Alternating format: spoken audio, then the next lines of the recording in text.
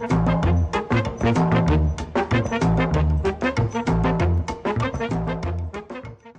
morning, Greg. This is the Dave Ross Show, early edition. The big question in Iran, what would the supreme leader say?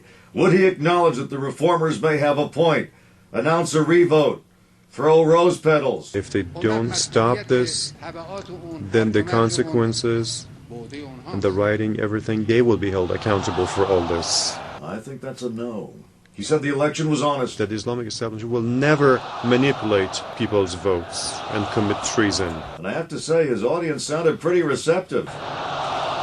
Ali Khamenei is, after all, a man of God, although the report is that he will be bussing in an army of Islamic volunteer militiamen just to make sure God has backup. And the implication is those militiamen will have no trouble firing on their fellow Muslims if it comes to that.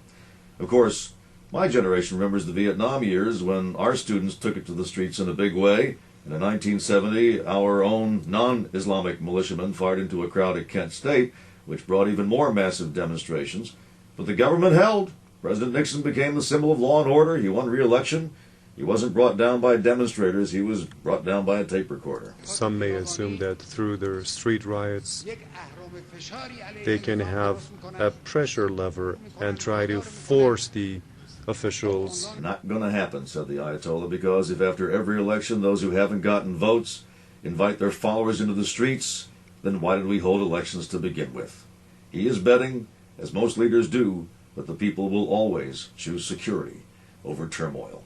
This is Dave Ross, back at 9 with the Dave Ross Show on News Talk 97.3 Cairo FM.